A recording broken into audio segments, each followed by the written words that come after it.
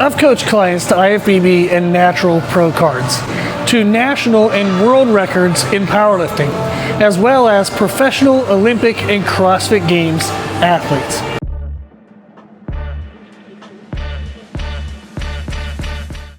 A question that often comes up with clients is, what is the right rep tempo? In today's video, you're going to see me perform a few different exercises with different rep tempos. The goal of each exercise is actually the same in regards to the rep tempo, is that I can consistently feel the target muscle through both the concentric and eccentric phase of the range of motion. In back exercises, I like to move with a slower rep tempo to ensure that the back muscle I'm targeting is initiating the contraction, and then I usually pause at the peak contraction to ensure that that muscle is fully flexed, and then I focus on that muscle during the eccentric, the extending, stretching phase of the movement. For me, the mind-muscle connection for my back is harder to feel than other muscles, and that's common for most people.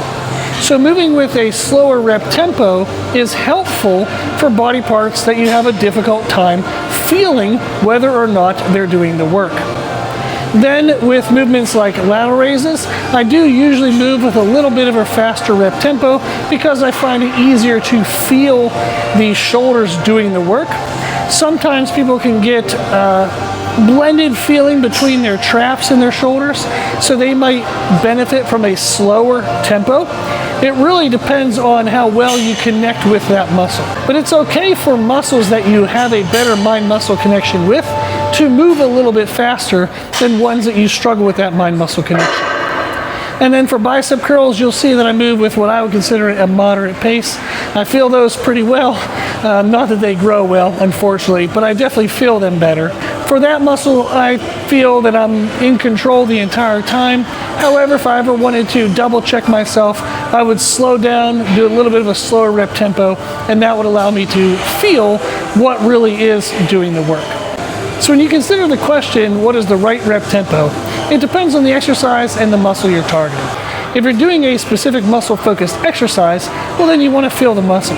So you move at whatever rep tempo allows you to feel that muscle during both the concentric and eccentric phases.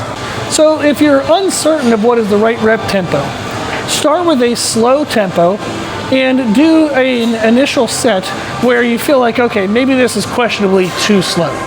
Then you can add a little bit of weight, move a little bit faster, add a little bit of weight, move a little bit faster, and maybe by the end you get to something that's maybe a little too fast, maybe a little too heavy.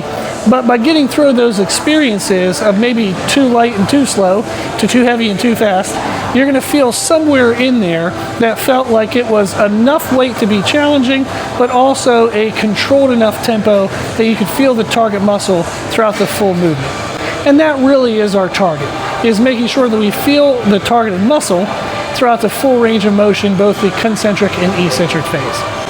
So hopefully that helps answer the question as to what is the right rep tempo.